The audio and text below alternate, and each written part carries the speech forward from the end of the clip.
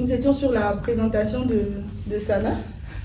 Elle nous expliquait pourquoi elle a choisi le domaine agricole après ses études, ou plutôt le destin a choisi pour elle le domaine agricole. Mais elle nous partageait également sa passion, une passion qu'elle a découverte au fil des années par sa formation en agroéconomie. Alors, est-ce que tu peux nous expliquer à nouveau en quoi consiste vraiment l'agroéconomie? Ok, l'agroéconomie ou en général l'économie des ressources naturelles, je disais que les gens ont cette misconception de penser directement à économiser. Quand on dit économie des ressources naturelles, on parle directement à économie comme économiser, comme préserver cette ressource-là. Mais en fait, l'agroéconomie ou l'économie des ressources naturelles ne se limite pas à cet aspect-là de préservation de la ressource, mais il va bien au-delà de ça. Il tient en considération, par exemple, pour le développement d'une solution, il tient en compte l'aspect économique, la faisabilité économique, la faisabilité technique, la faisabilité financière, mais en plus de cela aussi l'acceptation de ces solutions-là par les agriculteurs. Donc, il prend en compte l'aspect social.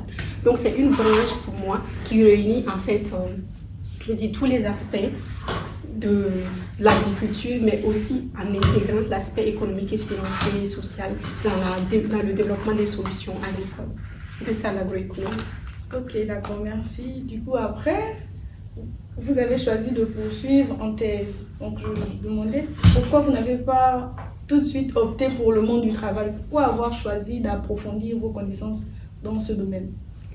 Je disais que je voulais être entre griffes dans la cour des grands. Ok. Parce que j'avais eu, durant mon cycle ingénieur, un cours de politique agricole que j'avais particulièrement aimé.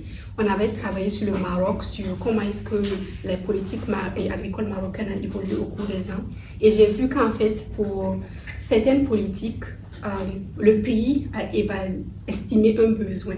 Ils avaient des problèmes en fait pour augmenter la production agricole et ils ont estimé un besoin, ils ont transmis ce besoin-là à des bureaux d'études, que ce soit sur le plan national ou international, comme les grands bailleurs de fonds, la Banque mondiale ou le FMI, qui ont par la suite fait des études et proposé des politiques en fait pour redresser l'économie agricole du pays. Et moi, je voudrais faire partie de cette équipe. Je voudrais faire partie de l'équipe qui prend les décisions, qui travaille. Et je me suis dit qu'avec mon diplôme d'ingénieur, les compétences que j'ai acquises au niveau ingénieur ne me permettront pas de faire cela. J'ai besoin de plus d'expertise, plus de compétences. Et pouvoir aller au-delà de cela, faire partie du cercle des gens qui décident, qui travaillent en fait pour développer et puis mettre en place les politiques agricoles. Et j'aimais aussi l'interaction que j'avais avec les agriculteurs, être sur le terrain, travailler, voir ensemble, vivre en fait leur réalité avec eux et que en fait les solutions qu'on va proposer ou les politiques qu'on va proposer prennent en compte en fait que ce soit une solution participative qui prenne en compte tous les acteurs, que ce soit les décideurs politiques et aussi les agriculteurs eux-mêmes afin que les solutions-là puissent être appliquées. Qu'ils ne se sentent pas forcés mais qu'ils se sentent impliqués dans le développement de ces politiques-là et pour qu'ils puissent être appliqués. Et je me suis dit qu'avec la thèse, j'aurai une plus grande expertise, je vais développer mes compétences et je pourrais mieux contribuer dans cet aspect-là. Ok, d'accord. Vous vouliez être une actrice en quelque sorte. C'est ça. D'accord. On voit vraiment que dans le domaine agricole, il ne s'agit pas juste de développer des technologies, mais voir si ces technologies sont applicables aux petits agriculteurs. Alors maintenant, vous êtes dans le monde de la recherche, vous êtes dans le domaine de la recherche, vous êtes doctorante. J'aimerais un peu savoir comment ça se passe en fait, parce que il y a beaucoup d'appréhension concernant la recherche, concernant le fait de faire, pardon pour la répétition, un doctorat. Est-ce que vous vous y plaisez? On veut savoir quels sont vos défis et aussi quelles sont vos réussites dans votre parcours. Je ne dirais pas que la thèse, je vais dire quoi, c'est facile. Okay. Ce n'est pas facile, mais ce n'est pas non plus impossible. Je pense que dans toute chose, il faut juste avoir la passion. Et quand on fait ce qu'on aime, on dit que quand on travaille tous les jours dans ce qu'on aime, on a l'impression de ne travailler aucun jour de l'année. Exact. Donc je dirais que c'est ça la solution, juste de travailler dans un domaine que tu aimes. Et c'est ce que j'ai fait. J'aime l'agriculture, j'aime travailler avec les agriculteurs, j'aime pouvoir proposer des solutions, j'aime avoir des réponses à des questions que je me pose. Donc, je me suis dit que c'était la bonne voie. Comme défi particulièrement pour moi, défi en général, je ne pourrais pas le dire, mais je peux parler de mon cas personnel. Le principal défi que moi j'ai rencontré durant ma thèse, peut-être parce que je travaille sur l'aspect économique et social. Quand on parle de social, on parle de l'aspect humain. Et donc, il faut être en contact avec les agriculteurs dans le monde rural et tout. J'ai eu peut-être des petits soucis d'intégration au départ, des problèmes de langue, parce que je travaille au Maroc et je ne suis pas marocaine, je suis burkinabé. Et je ne maîtrise pas le dialecte marocain. Donc, c'était un petit peu difficile au départ de m'intégrer, de pouvoir discuter avec eux, qu'ils me fassent confiance déjà, qu'ils puissent me parler, qu'ils puissent me dire réellement les problèmes qu'ils rencontrent et qu'on puisse avoir une discussion franche et honnête et tranquille. Et donc, c'était le principal défi. Mais heureusement, je ne suis pas partie seule sur le terrain, j'étais avec des Marocains avec moi et je pense que ça a facilité en fait la confiance qu'il y avait entre les agriculteurs et moi. Et donc, c'était le principal défi. Et ça a été ma plus grande réussite également parce que là, j'ai pu franchir cet obstacle-là. Ce n'était plus un obstacle. Je suis pratiquement à la dernière ligne droite pour ma thèse et j'ai pu franchir cet obstacle-là. Et là, maintenant, il me reste juste à présenter les résultats et puis pouvoir proposer des solutions aux décideurs politiques en tenant en compte en fait tout ce que les agriculteurs m'ont dit comme problème qu'ils ont rencontré et comme solution ou ce qu'ils aimeraient. D'accord, merci beaucoup. Je rappelle que si vous avez des questions, vous pouvez toujours les noter dans le chat et après on y répondra. Alors on va un peu entrer en profondeur, on va parler de changement climatique, mais pas que de changement climatique. On peut parler de l'impact du changement climatique sur l'agriculture. Le changement climatique, de nos jours, c'est au cœur un peu de toutes les discussions. Mais dans l'agriculture, principalement, quels sont les impacts du changement climatique? Je pense que l'impact du changement climatique dans le domaine agricole va dépendre principalement de la région. Parce que, bon, vous savez que le changement climatique n'a pas les mêmes effets partout. Il y a l'effet global, comme dit l'augmentation des températures, tout. Mais l'impact sur l'agriculture, étant donné que chaque culture a ses besoins en termes d'eau, en termes de fertilisation, en termes de température, ses exigences pour grandir. Et donc, ça va dépendre du contexte dans lequel la question se pose, qu'on va vraiment identifier l'impact. L'impact peut par exemple être, avec le changement climatique, un retard des cultures qui va impacter les cultures dans une certaine région où on va avoir un délai dans les récoltes, ou ça peut être une augmentation des températures et de l'autre côté, ça va créer peut-être des assèchements des feuilles ou des fleurs qui va réduire les rendements. On peut avoir aussi des inondations. Parce que trop d'eau aussi, ce n'est pas bon. Il faut une quantité minimum. Et quand il y a aussi la sécheresse, il n'y a pas d'eau, les plantes également en subissent. Donc, l'effet peut être, dans tous les... Ça peut être des pluies irrégulières, peut causer un impact négatif, la sécheresse ou les inondations ou l'augmentation des températures. Mais tout dépend du contexte dans lequel on agit. Et ça dépend également de la culture sur laquelle on travaille parce que toutes les cultures n'ont pas les mêmes exigences en termes de température ou de précipitation. Et certaines cultures sont plus résilientes. Que d'autres. Et en fait, je peux dire quoi, l'avancée technologique, c'est qu'on prend aussi, on étudie en fait les cultures là qui sont plus résilientes. Par exemple, les cultures qui ne demandent pas assez d'eau, on va étudier la génétique de ces cultures là, voir quel est le gène qui leur permet de ne pas demander beaucoup plus d'eau et développer en fait d'autres variétés qui sont elles plus résistantes à la sécheresse. Pareillement pour d'autres, comme vous savez aussi que l'un des impacts du changement climatique avec le changement du climat, c'est que par exemple il y a des ravageurs avant, les ravageurs eux aussi ils ont des besoins en termes de température dans une certaine région qui n'avait pas à se développer, mais avec le changement du climat, c'est plus favorable pour leur développement. Donc, il y a de nouveaux ravageurs qui arrivent dans certaines régions pour attaquer certaines cultures.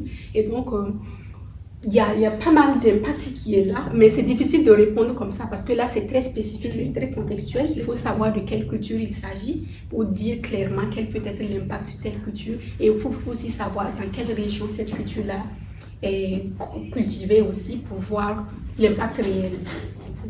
D'accord, merci beaucoup Sana. Tout de suite, j'ai une question sur le changement climatique, mais beaucoup plus sur l'Afrique en fait. On sait que bon, le changement climatique en majorité c'est dû au gaz à effet de serre. Et par rapport à cela, on sait que nous les Africains, on n'est pas forcément en premier plan dans cette production. Donc, il peut nous arriver de penser que, vu qu'on ne produit pas beaucoup de gaz à effet de serre, normalement on ne devrait pas ressentir les effets du changement climatique. Le problème, c'est que ça n'agit pas comme ça parce qu'on vit tous dans une même terre. Okay. Ceux qui polluent ou ceux qui dégagent les gaz à effet de serre, ils ne sont pas dans une autre planète et nous, les Africains, dans une autre planète. On vit tous ensemble et l'effet se fait au niveau global. Donc, on ressent tous les effets du changement climatique. Peut-être d'autres plus que certains, hein. Ce n'est pas le même effet, pas le même ressenti partout. Le ressenti est plus important dans certains pays que dans d'autres. Il y a des pays qui ont déjà un climat assez aride et chaud vont le ressentir plus que ceux qui ont un climat un peu plus humide. Et ils ne vont pas le ressentir également de la même manière. Donc, c'est un peu le voir comme un changement climatique. Et c'est ça aussi, moi je dis, je vais dire quoi? Ce qui est important de prendre en compte l'aspect social. Parce que ce que vous pouvez percevoir comme un changement climatique, d'autres le perçoivent comme la volonté divine, comme une bénédiction. Et donc, les technologies que vous allez développer pour leur dire cela va contrer le changement climatique, ils vous diront non, c'est la volonté de Dieu, il n'y a rien qu'on puisse faire. Donc, quand on parle de changement climatique et qu'on propose des solutions, qu'on parle d'impact et tout ça, c'est toujours important de prendre en considération l'aspect social, perception des agriculteurs et qui, eux, vivent réellement ce changement climatique-là pour proposer des solutions qu'ils sont en mesure d'accepter. Des solutions concrètes, en fait. C'est ça. Ok, d'accord, merci beaucoup. Donc, ce que je retiens, c'est qu'on vit tous sur la même planète. On subit tous les mêmes effets. C'est pour cela que nous tous, on doit penser aux technologies résilientes maintenant. De nouvelles technologies, on doit commencer à penser chacun. On ne va pas dire que ceux qui sont de telle partie du globe, eux, ils peuvent appliquer telle technologie. Eux, c'est eux qui doivent commencer à réfléchir sur les technologies. Mais aussi, nous, en tant qu'Africains, on doit commencer à réfléchir quelles sont les technologies qui sont adaptées, comment on peut s'adapter au changement climatique. Donc, on vous pose la question aujourd'hui. Quelles sont les nouvelles technologies dans le domaine agricole actuellement? Il y en a pas mal, il y a énormément de nouvelles technologies qui sont en train d'être développées, surtout avec vraiment l'émergence de l'intelligence artificielle. Il y a pas mal de technologies. Je pense directement, par exemple dans le domaine de l'eau, il y a maintenant l'irrigation localisée goutte à goutte, qui peut être contrôlée à distance pour donner exactement à chaque plante la quantité d'eau dont elle a besoin. Et avec des modèles d'IA, on peut calculer en fait en fonction de la température de la région, de la teneur en sol, en eau du sol, du type de sol, du type de culture, calculer pour chaque culture en fait le besoin en eau et utiliser en fait, mettre en place les gouteurs sur le terrain et juste tout ça devient automatique, automatiser en fait le processus d'irrigation, faire un programme et le modèle peut vous proposer un programme, un calendrier d'irrigation et irriguer en fait en fonction du stage de développement pendant la floraison ou pendant le développement des grains ou pendant le remplissage en fonction de chaque phase, donner à la plante la quantité d'eau dont elle a besoin. Et aussi pour la lutte contre les ravageurs, il y a également les drones qui peuvent se déplacer, faire le tour du terrain, déjà faire la détection préventive, détecter dans quelle place exactement ou au niveau de la ferme est-ce qu'il y a une attaque qui est en train d'être par un ravageur qui est en cours et l'agriculteur sait en ce moment-là comment prendre des mesures pour ne pas que l'attaque se propage à toute la ferme et il peut aussi se déplacer pour fertiliser et également pour traiter les plantes. Donc, il y a pas mal de technologies qui sont en train d'être mises en place et pour moi, je pense que ce sont les plus importantes, surtout dans les régions où actuellement on a un problème d'eau qui devient assez crucial.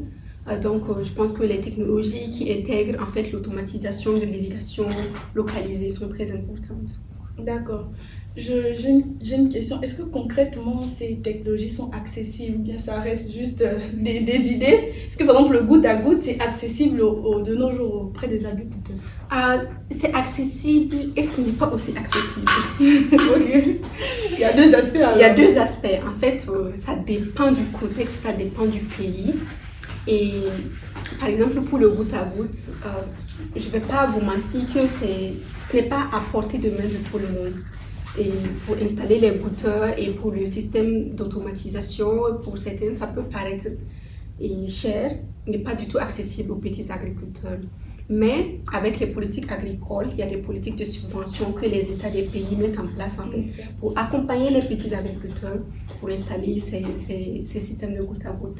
Les subventions peuvent aller même jusqu'à 100% des coûts pour les agriculteurs, pour leur permettre en fait d'installer ces systèmes-là pour économiser l'eau et augmenter leur productivité. Donc c'est accessible Oui, mais aussi ça dépend, pas forcément pour tout le monde, mais s'il n'a pas forcément, ou s'il n'est pas au courant de l'existence de ces subventions-là, parce qu'il y a souvent aussi un manque d'informations. Les formations sont souvent en ligne ou auprès des ministères, et les petits agriculteurs qui sont dans le monde rural ne savent pas en fait où chercher leur formation ou avoir en fait cette information-là sur l'existence de ces techniques-là. Donc c'est accessible normalement, mais il y a quand même quelques petits problèmes en fait qui peuvent faire que ça semble inaccessible pour certains petits agriculteurs. D'accord. Tout à l'heure, on parlait de la technologie goutte à goutte. Est-ce que vous pouvez nous expliquer davantage cette technologie? Parce que je crois qu'au niveau, par exemple, du Maroc, c'est une technologie assez répandue auprès des agriculteurs. En quoi est-ce qu'elle consiste? Ok, le goutte à goutte, c'est un système assez innovant et en même temps très simple. Okay. Vous savez que normalement, on le compare par rapport à l'irrigation traditionnelle. L'irrigation traditionnelle, vous avez une plante et vous pouvez creuser un petit trou au niveau de la racine de la plante et juste mettre l'eau autour de la plante en fait, pour l'irriguer. Le goutte à goutte, c'est que lui, l'eau vient dans un tuyau au lieu de déjà mettre l'eau comme ça sur le sol et il va être complètement à nu face au soleil. On va perdre beaucoup d'eau à travers l'évaporation. L'eau vient dans un tuyau et déjà il est protégé. Ça veut dire qu'on n'a pas beaucoup de pertes sur le trajet, c'est-à-dire de la source d'eau, que ce soit un puits ou un barrage, jusqu'à la plante, il n'y a pas de pertes. Déjà, on permet déjà à ce niveau-là, il y a une économie d'eau. Avec l'irrigation traditionnelle, il y a juste un versement de l'eau et là, on a beaucoup de pertes par évaporation, mais aussi par infiltration, parce que l'eau aussi s'infiltre dans le sol. Et lorsque l'eau arrive, en fait, au niveau de la plante, il y a des goutteurs qui sont reliés au tuyau et l'eau tombe par goutte. Il n'y a pas une énorme quantité d'eau, il tombe par goutte et là on peut contrôler la quantité d'eau qui est délivrée à la plante. Donc on apporte à la plante en fait une quantité d'eau en fonction de ses besoins. En fonction de ses pas besoins. Plus, pas moins. Parce qu'on évite de perdre justement. On évite de perdre, on essaie d'économiser le maximum d'eau. Premièrement à travers en fait sur le chemin depuis la source d'eau jusqu'à la plante, mais aussi au niveau de la plante, essayer juste d'apporter l'eau directement au niveau des racines et exactement la quantité d'eau dont elle a besoin pour autonomiser le maximum, éviter le maximum de pertes. D'accord, merci beaucoup Sana. Alors, comme vous l'avez dit, vous avez cet aspect social, vous étudiez cet aspect social de l'agriculture. Et aujourd'hui, on parle beaucoup des nouvelles technologies, des technologies agricoles. En fait, la question que je me pose, c'est pourquoi au niveau de nos pays, voilà, dans nos pays africains, pourquoi concrètement on n'utilise pas ces méthodes? Pourquoi on ne se les approprie pas? Je pense peut-être qu'il y a déjà il y a deux problèmes majeurs que je peux citer. Déjà, il y a le premier problème, c'est l'accessibilité. Parce que ces technologies-là dont on parle, leur coût n'est pas donné. Et lorsqu'on fait allusion à les petits agriculteurs, ils peuvent ne pas avoir les moyens financiers de se les offrir. Donc ce n'est pas évident pour tout le monde de s'offrir ces technologies-là. Les drones coûtent cher. Et la plupart, en fait, en Afrique, ils ont de petits terrains. La superficie agricole est morcelée, est très petite. Et donc, ils estiment qu'investir une grosse somme pour acheter un matériel pour une petite surface n'est pas vraiment économiquement rentable pour eux. Donc, ce qui justifie qu'ils préfèrent plus rester toujours dans le traditionnel et ne pas adopter ces technologies-là parce que ce n'est pas rentable économiquement pour ces agriculteurs-là. Un autre aspect aussi, c'est que souvent, ils ne sont pas au courant de l'existence de ces technologies. Ils ne savent pas que ces technologies existent et souvent aussi ils ont peur d'utiliser ces technologies parce qu'ils ne savent pas la manier, ils n'ont pas la compétence technique pour le faire. Donc en plus il y a un besoin non seulement d'information pour que les agriculteurs, les petits comme les grands, soient au courant que ces technologies existent, que ce soit des technologies qui soient abordables même aux petits agriculteurs et aussi que ce soit des technologies après qu'il faut faire une petite formation aux agriculteurs pour qu'ils sachent aussi comment l'utiliser. Et la plupart des technologies, il y a des technologies aussi, en tout cas pour l'automation, certaines qui fonctionnent en fait avec une connexion internet et qui n'est pas accessible dans le monde rural, dans certaines parties du monde rural, surtout en Afrique où il y a des parties quand même, des zones où il y a toujours des petits problèmes de connexion internet. Donc c'est petits problèmes-là font que en fait, ces technologies ne sont pas très répandues dans ces zones-là. Mais il y a un effort considérable qui est en train d'être fait partout, par les gouvernements, et puis pour rendre ces technologies-là plus accessibles aux agriculteurs, qu'ils se rendent compte en fait de l'importance. Et il y a même des terrains ou des champs expérimentaux où ils vont prendre un agriculteur témoin, installer la technologie là pour lui, pour que les autres puissent voir en fait l'impact et l'avantage de cette technologie-là. Et ça va les inciter, ils voient réellement l'impact réel, l'avantage réel que ça leur accorde. Donc ils sont plus à même qu'à eux-mêmes investir pour acquérir cette technologie. D'accord, donc vous avez parlé de champs témoins. À votre avis, en tant qu'agroéconomiste, en tant que doctorante, comment est-ce qu'on peut remédier à ces problèmes que vous avez soulignés concernant l'acceptabilité vraiment des agriculteurs face aux nouvelles technologies? Pour l'acceptabilité, l'une des solutions déjà c'est à travers le champ témoin. Parce que déjà, imaginez vous-même que quelqu'un vienne par exemple chez vous, vouloir vous vendre un produit, vous parler d'un produit miraculeux qui est censé résoudre tous vos problèmes. Ça semble souvent trop beau pour être vrai. Oui, exactement. Ça semble souvent trop beau pour être vrai. Et donc c'est ça l'importance du champ témoin.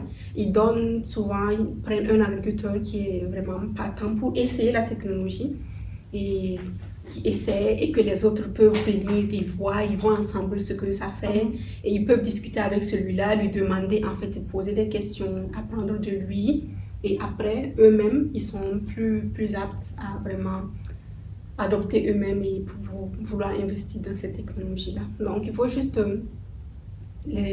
leur faire prendre conscience en fait, de l'importance de cette technologie-là, qu'ils en apprennent plus, qu'ils sachent l'utiliser. C'est important aussi de faire des formations quand c'est une nouvelle technologie. Il ne faut pas juste leur donner cette technologie-là et s'attendre en fait à ce qu'ils sachent l'utiliser, parce qu'il y a beaucoup d'abandon après quand ils ne savent pas l'utiliser, et quand aussi il n'y a pas un suivi. Par exemple, pour ceux qui sont dans les zones rurales, et s'ils adoptent une technologie par exemple, et quand, au moment où il y a un problème technique, il faut qu'il y ait quelqu'un pour pouvoir assurer la réparation et tout ça. Et donc, si toutes ces conditions sont réunies, je pense qu'on va pouvoir augmenter en fait le taux d'adoption des technologies. Je pense qu'il faudra aussi vulgariser l'information autour des technologies. C'est justement ça aussi le but de ArtPod, vulgariser l'information autour des nouvelles technologies, autour de la recherche. Alors, toujours dans ce même élan, on parle des nouvelles technologies. Est-ce que ça veut dire qu'on ne doit plus utiliser nos anciennes méthodes, notre façon de cultiver, ou est-ce qu'on peut trouver un équilibre entre les anciennes méthodes et les nouvelles méthodes? Ça me rappelle en fait un débat qu'on a eu dernièrement durant la Science Week de l'université, et j'avais participé à un débat agritech contre agroécologie. Et on devait défendre l'idée que l'utilisation des nouvelles technologies dans l'agriculture peut se concilier et est même vraiment primordial de combiner avec les technologies traditionnelles. Parce que déjà, avec la technologie, on augmente les rendements, mais ne faut pas aussi oublier nos savoir-faire traditionnels qu'il faut conserver. Et les deux vont encore mieux ensemble. L'une des exemples de réussite, de combinaison en fait les nouvelles technologies et l'agriculture traditionnelle, c'est par exemple l'agroécologie. Je ne sais pas si vous savez ce que c'est que l'agroécologie. L'agroécologie, c'est la combinaison des cultures annuelles avec des arbres. Par exemple, l'agroforesterie, c'est un peu ça. On fait les arbres, on plante les arbres, et entre les arbres, on peut faire des cultures annuelles. Non seulement ça permet de ne pas laisser la place pour que les plantes, les mauvaises herbes puissent pousser. Là, on a des plantes vraiment essentielles qu'on peut récolter, ça va augmenter le rendement. Le rendement économique pour l'agriculteur, parce qu'il peut vendre ces plantes qu'il va cultiver entre les arbres. Et aussi, si on a une bonne combinaison, par exemple, certains arbres comme les légumineuses peuvent fixer l'azote du sol qui va être disponible en fait pour les arbres ou pour les céréales. Donc on peut faire des cultures associées également. Et l'autre truc, l'agroécologie aussi, ça va dans... Comme par exemple l'utilisation, normalement, lorsqu'une plante est attaquée, par exemple, on peut utiliser des produits phytosanitaires pour traiter. mais avec l'agroécologie, on peut utiliser des ravageurs naturels. Et en ce moment-là, on peut combiner par exemple la technologie et je veux dire, les savoir-faire traditionnels. Si par exemple il y a un insecte qui vient et qui attaque, qui mange les feuilles d'une plante par exemple, et vous savez qu'il y a un autre insecte qui est prédateur de cet insecte-là, là vous pouvez, et par exemple, si l'attaque est détectée assez tôt, avec les drones par exemple, qui arrivent à détecter et vous dire exactement, dans cette partie de votre ferme-là, il y a cet insecte-là qui est en train d'attaquer vos arbres, vous pouvez amener sur la ferme le prédateur pour contrôler en fait l'infestation, pour ne pas que ça grandisse et éviter d'utiliser les produits phytosanitaires qui peuvent garder des résidus après dans les fruits, en fait, qui peuvent être nocifs pour l'homme, etc. Donc, c'est essentiel de combiner les deux, le savoir-faire traditionnel, la méthode traditionnelle avec les méthodes modernes. Également pour le goutte à goutte, pour l'utilisation du goutte à goutte, l'irrigation, c'est pour économiser l'eau. Mais il y a aussi une autre méthode, je vais dire, traditionnelle d'agroécologie qui est le paillage par exemple. Ça consiste à recouvrir le sol avec de la paille ou des herbes pour conserver l'humidité du sol. Et là, ça va réduire en fait le besoin en eau de la plante et permettre d'économiser l'eau. Donc si on a par exemple sur une ferme où il y a en plus du paillage qui est une technologie traditionnelle et la technologie moderne qui est le goutte à goutte, ça va amplifier l'impact, l'effet de cette technologie-là et ça va augmenter encore plus les rendements là pour cet agriculteur qui va combiner ces deux technologies-là. Donc, il ne s'agit pas de choisir l'une ou l'autre, mais quand c'est possible, il s'agit de les combiner pour un effet encore plus grand. Ok, d'accord. Donc, ce qu'on demande, ce n'est pas de mettre les méthodes traditionnelles de côté, non, mais c'est aussi de s'ouvrir quand même aux nouvelles méthodes et aux nouvelles technologies. C'est exactement ça. Aujourd'hui, on parle beaucoup d'intelligence artificielle. On parle beaucoup d'intelligence artificielle, tout ce qui est numérique. Est-ce que l'intelligence artificielle a sa place dans le domaine de l'agriculture? Elle a plus que sa place. Elle est vraiment nécessaire de nos jours parce qu'on l'utilise énormément dans les modèles de prédiction. Dans les modèles de prédiction pour calculer les besoins en eau des cultures et prévoir, en fait, faire des simulations. Prévoir, par exemple, quand il y a une attaque, si on utilise telle quantité de produits ou quand on utilise tel prédateur naturel, comment est-ce que ça va affecter la récolte. Ça permet en fait à l'agriculteur de pouvoir prendre des décisions. Par exemple, on simule si, par exemple, on apporte telle quantité d'eau, on utilise tel calendrier agricole, calendrier d'irrigation, on plante à telle date, on irrigue à telle date, on apporte telle quantité de fertilisant. Les modèles d'IA ou les modèles de simulation peuvent nous produire, en fait, prédire quand est-ce qu'on pourra avoir le rendement et quelle quantité de rendement est-ce qu'on peut avoir. Il y a actuellement des entreprises qui proposent ces solutions-là, des solutions d'IA aux agriculteurs. Et par exemple, pour chaque agriculteur, ils vont par exemple aller au début de la campagne agricole avec l'agriculteur, faire des enquêtes sur le terrain, ils vont faire des mesures sur le terrain, ils vont utiliser en fait des modèles de prédiction et prédire pour l'agriculteur s'il n'y a pas de changement brusque, la quantité de produits qu'il peut récolter. Et en fonction de ça, ils peuvent lui faire des prêts. Ils peuvent lui faire des prêts pour acheter les intrants là, pour s'assurer d'avoir ce rendement. Donc c'est très important pour l'agriculteur, ça permet en fait de prendre des décisions, de savoir est-ce que cette année-là je pourrais avoir un bon rendement ou pas. Bien entendu, ce n'est pas toujours précis à 100%, il y a toujours une marge d'erreur, mais ça quand même ça aide à la prise de décision, ça aide à l'agriculteur de pouvoir prévoir ses manœuvres, de pouvoir prévoir à l'avance ce qu'il peut faire. Et c'est très important, ça facilite vraiment beaucoup les choses aujourd'hui. Donc c'est très important maintenant d'intégrer l'IA, c'est une innovation. C'est une innovation, donc je ne vois pas pourquoi est-ce que le domaine agricole devrait rester en marge. On devrait aussi profiter de cette innovation-là et nous faciliter la vie. Je pense que la technologie ou l'IA est juste là pour faciliter les choses, rendre les choses beaucoup plus accessibles. Ce qu'on pensait impossible maintenant peut maintenant être prédit, simulé et tout ça. Donc c'est une innovation dont on doit prendre avantage. Exactement. Tout à l'heure, vous avez parlé des intrants.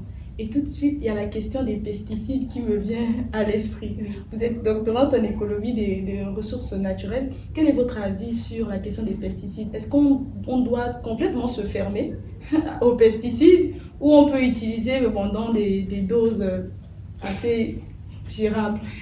Je pense que la question de l'utilisation des pesticides ne se pose pas réellement pour le contexte africain.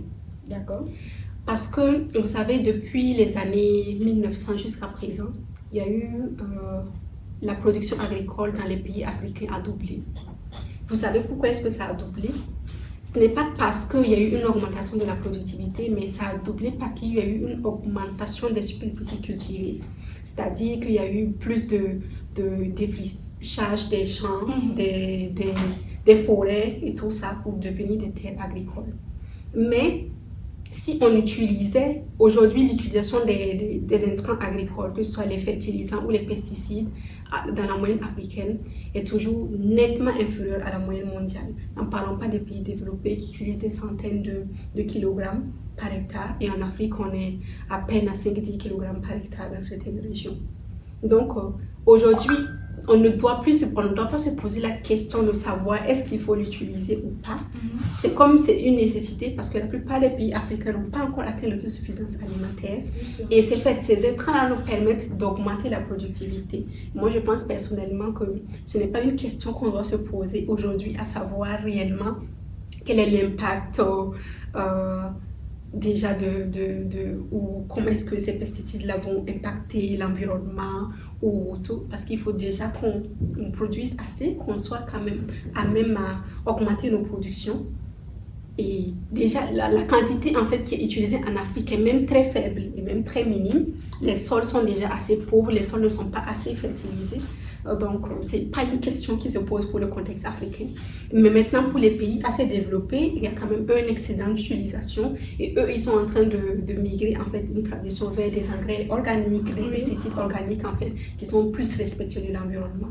Mais je pense que ce n'est pas... Je pense toujours qu'il ne faut pas rester figé ou refuter brutalement une technologie, parce que les intrants minéraux sont une technologie. C'est une technologie qui a été développée à une époque en fait pour augmenter les rendements.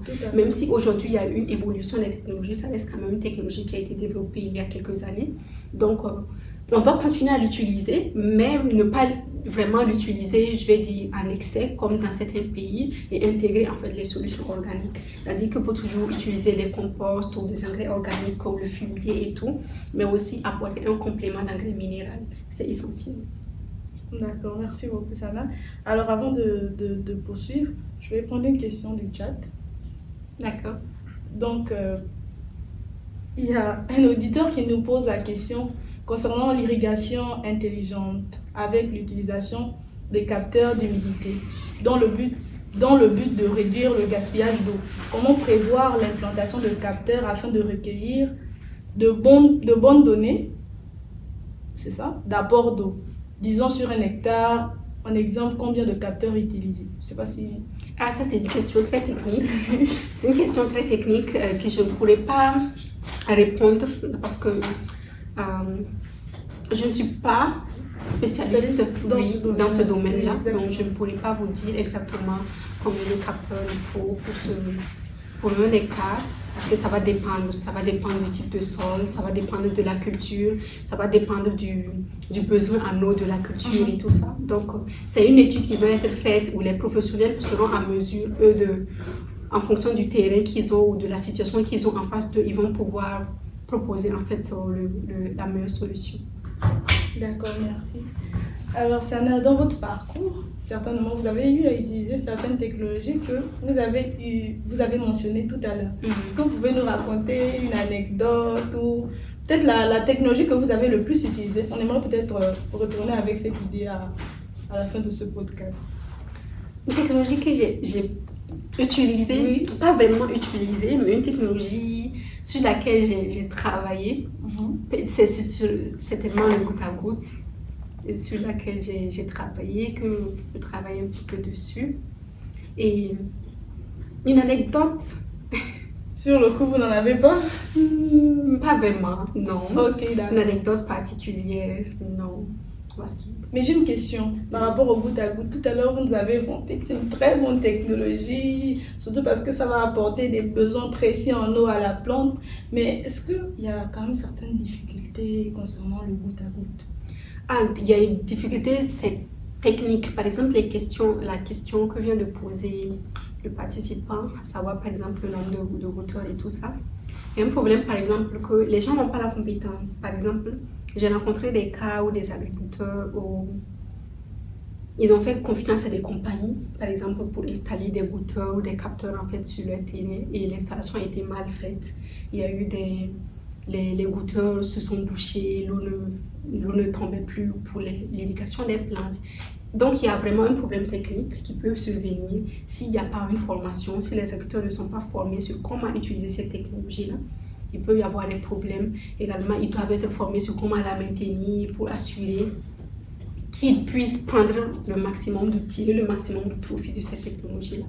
Donc, il y a ce problème qui peut arriver, qui est un manque de technicité qui est mis en place, et s'il y a un manque de professionnalisme, si l'entreprise ou celui qui installe ne le fait pas bien, ou si l'agriculteur lui-même n'a pas les compétences pour bien manier cette technologie-là, il peut y avoir des problèmes, et ça peut subvenir qu'il y ait plus de pertes même qu'avec l'irrigation traditionnelle. Donc, pour éviter cela, il faut juste s'assurer que les capteurs sont bien installés et qu'ils répondent correctement aux besoins de la plante, et que l'agriculteur lui-même a les compétences techniques nécessaires pour manier la technologie. D'accord, merci beaucoup Sana. Alors parlons du Burkina. Vous avez dit au propos que les technologies, il y en a plusieurs. Elles sont adaptées en fonction de la région, en fonction du pays. À votre avis, quelles sont les technologies dont a besoin le Burkina présentement? Est-ce qu'ils font face à un problème de sécheresse? Peut-être ils auront besoin du goutte à goutte. Puisque vous êtes burkinabé, vous l'avez mentionné. Oui, il y a un problème de sécheresse, mais pas tant que ça.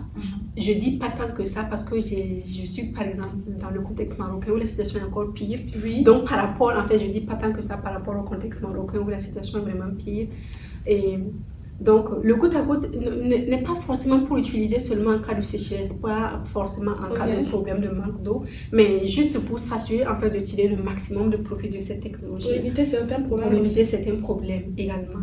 Et avec le Burkina, en fait, la politique agricole actuellement est tournée beaucoup vers la recherche de nouvelles variétés, et en fait pour produire en fait le plus de les cultures même qui étaient importées avant, pour pouvoir les cultiver sur place. Donc, je pense que les technologies actuellement qui seront les plus intéressantes pour le Burkina sont peut-être les technologies de développement variétal, développement de nouvelles variétés, des variétés qui sont adaptées au contexte burkinabé, au climat burkinabé, pour des cultures importantes qu'on importe beaucoup comme le blé, ou augmenter en fait la productivité de la canne à sucre également, et introduire en fait des nouveaux arbres, des nouvelles variétés pour les arbres intéressantes également. Donc je pense que c'est la technologie qui est la plus intéressante actuellement.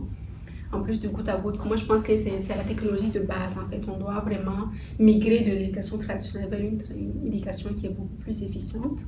Et donc en plus de cela, c'est très intéressant d'avoir en fait l'amélioration variétale. Utiliser des variétés vraiment améliorées, à plus forte productivité, plus résilientes, et ouais, je pense que c'est ça.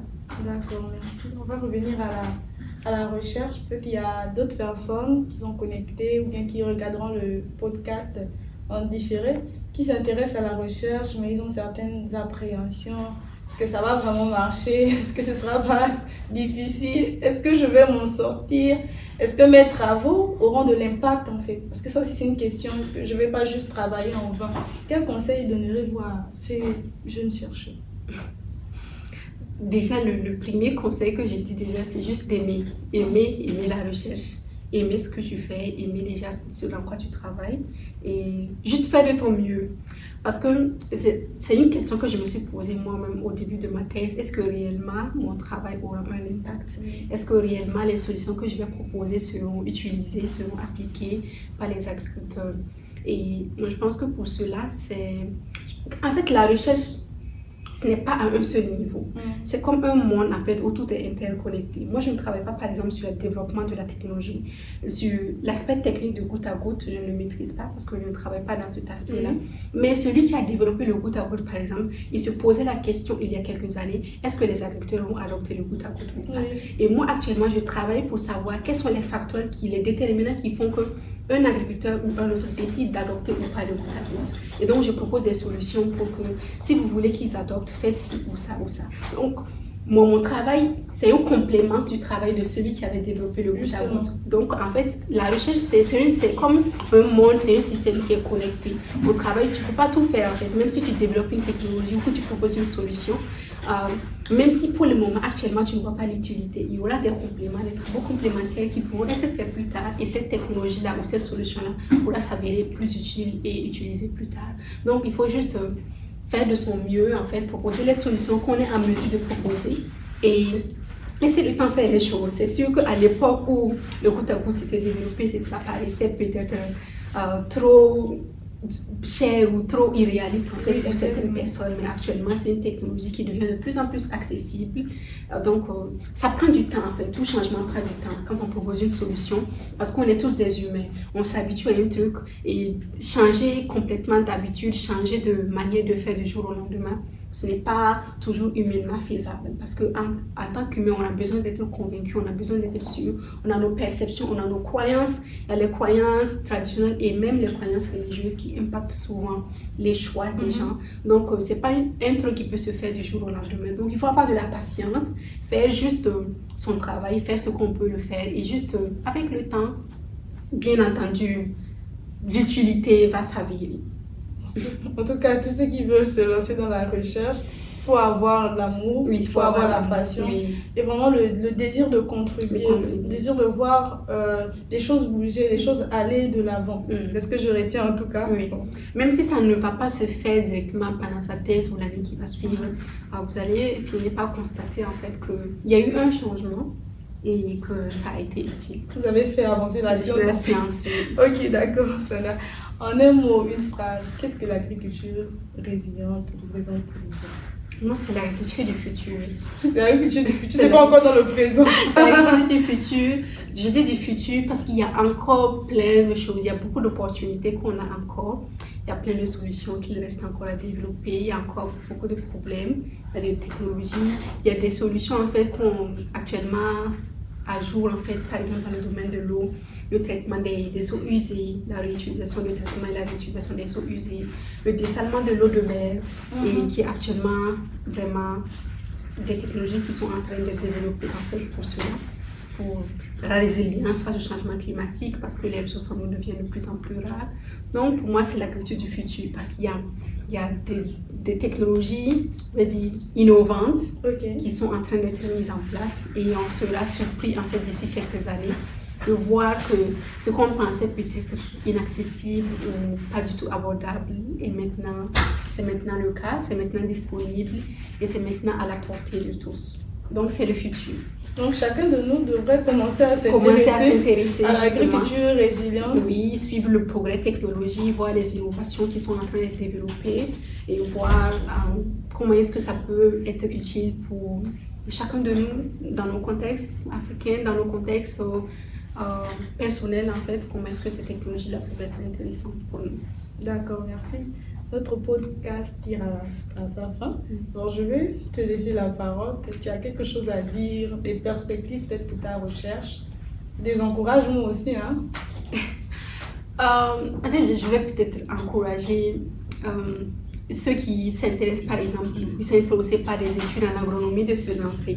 Par exemple, quand j'ai eu ma bourse pour faire des études en agronomie, on me disait, tu vas devenir une agricultrice, cultivatrice, cultiver la terre et tout ça. Mais ça va au-delà de ça. Ça va au-delà de ça. Actuellement, je suis capable de conseiller quelqu'un qui veut mettre en place un projet agricole, qui veut cultiver ou qui veut développer une certaine culture. Je suis capable de le conseiller sur le plan technique, économique, études de faisabilité et tout ça. Et je ne le regrette pas. Je suis contente de mon choix. Donc j'encourage tout le monde, vraiment ceux qui sont intéressés par l'agriculture et l'agronomie, de se lancer. Ce n'est pas... C'est le domaine de l'avenir, parce que quoi qu'on dise, les humains vont toujours continuer à se nourrir. Jusqu'à présent, on a toujours besoin de nourriture pour vivre. Oui. Donc le développement agronomique est très important, surtout dans ce contexte-là où on a toujours quand même beaucoup de faim dans le monde. Donc on a toujours besoin de solutions, on a toujours besoin d'agronomes pour proposer des solutions en fait, pour augmenter la productivité et surtout et augmenter l'efficience et tout ça dans le domaine agricole. Donc j'encourage vraiment ceux qui sont intéressés par l'agronomie de se lancer et de ne pas attendre, de ne pas écouter ceux qui leur disent qu'ils vont devenir des agriculteurs, parce que les agriculteurs c'est pas non plus c'est pas un sous-métier, hein. C'est ceux qui nous nourrissent, donc je ne vois pas, il n'y a pas de honte à avoir, c'est un domaine vraiment innovant et dans lequel il faut se lancer.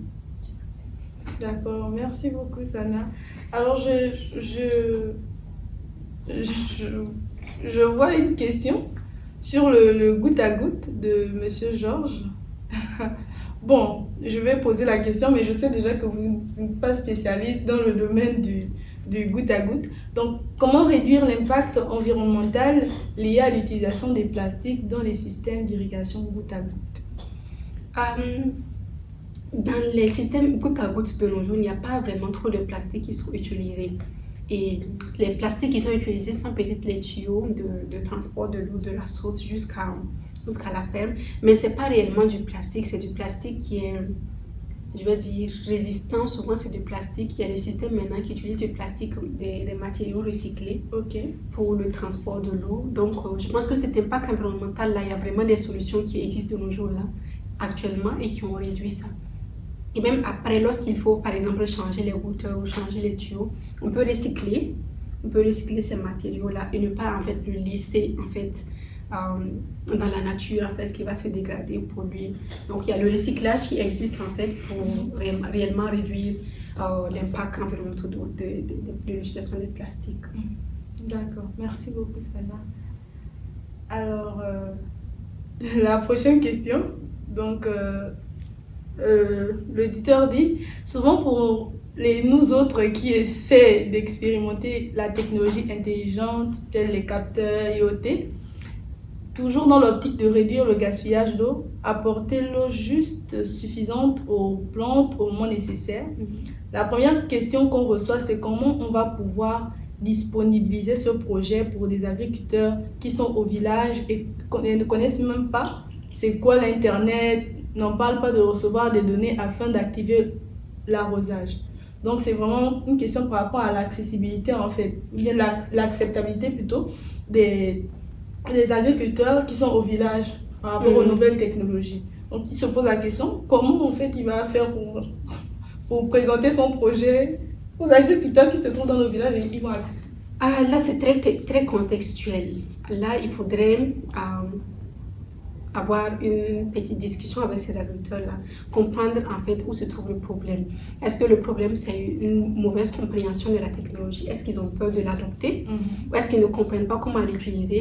Et si c'est un problème d'accessibilité, par exemple Internet, ils peuvent développer des solutions en fait en collaboration avec les compagnies téléphoniques pour envoyer simplement des messages, envoyer des textos ou des bips, développer en fait d'autres solutions, des solutions alternatives qui n'ont pas forcément besoin d'internet. Donc il y a un réseau téléphonique, ils peuvent envoyer des textos et tout ça, mais là aussi il faut que des agriculteurs soient capables de lire ou par exemple installer des capteurs directement sur le terrain avec des couleurs par exemple faciles, dire quand par exemple le capteur devient rouge, ça veut dire qu'il faut activer l'irrigation, ou quand c'est vert, ça veut dire que c'est bon, il faut stopper, quand c'est bleu, c'est tel niveau. Utiliser des trucs qui sont plus accessibles à eux. Mais pour ça, c'est ça aussi l'intérêt de champ témoin, c'est que là, il faut vraiment aller sur le terrain, faire l'expérimentation avec eux, voir en fait la solution qui est la plus appropriée au contexte. Si c'est un problème d'internet, là, c'est un peu délicat parce que la plupart des technologies là, ont besoin d'une connexion internet pour fonctionner.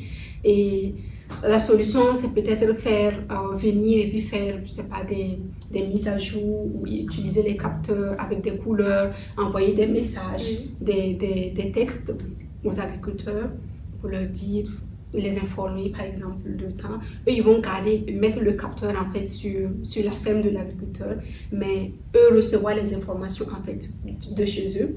Et en ville où ils ont une connexion internet, et lorsque l'information est reçue chez eux, il y a par exemple un SMS qui est envoyé à l'agriculteur pour l'informer qu'il y a tel problème qu'on a détecté sur ton champ, ou il y a tel souci, un truc comme ça. Donc là c'est une solution alternative en attendant que la connexion internet soit plus accessible partout. Donc, c'est très contextuel, ça va dépendre en fait, du problème réel, du contexte que vous pouvez proposer des solutions adaptées. Ok, d'accord. Je pense aussi, comme tu l'as dit, Sana, qu'il faut adapter l'information dans un langage que les agriculteurs comprennent. Je ne veux pas venir avec mes termes très techniques et espérer qu'ils soient favorables. En fait. Il faut vraiment voir s'il y a vraiment un problème aussi dans l'alphabétisme, s'il y a des agriculteurs qui ne sont pas capables de lire, il faut prévoir. C'est pas des appels téléphoniques ou prévoir un capteur avec des couleurs ou des signaux ou trouver d'autres moyens en fait, de communiquer avec eux. Mais pour là, on ne peut pas juste le prévoir à l'avance. Oui. Là, il faut forcément aller sur le terrain, il faut faire des études, des enquêtes avec eux, il faut faire des études d'acceptabilité, de faisabilité sur le terrain et voir en fait comment est-ce que la solution peut être pratique. D'accord, merci beaucoup Sana. Merci pour ta présence. On a beaucoup appris. Comme moi, j'ai beaucoup appris sur le domaine de l'agroéconomie. J'espère que toi également, tu as passé un bon moment. Et oui, également. J'espère que vous aussi, vous qui nous écoutez, vous avez pu savoir un peu plus concernant l'agroéconomie, concernant l'agriculture. Parfois, on a des idées fausses sur l'agriculture. On pense que c'est juste se retrouver au village avec un champ derrière la maison et voilà, vendre des tomates. Mais ça va bien au-delà, exactement. Donc, voilà, que s'achève notre podcast. Je vous invite juste à vous abonner aux différentes pages de The Arc. On va vous envoyer peut-être les liens LinkedIn, WhatsApp. Vous pouvez juste cliquer, vous abonner et restez connectés pour les différents programmes que nous aurons par la suite, le prochain épisode de The Arc Pod, et aussi partager l'information autour de vous. Merci. Merci beaucoup. Bonne soirée à chacun.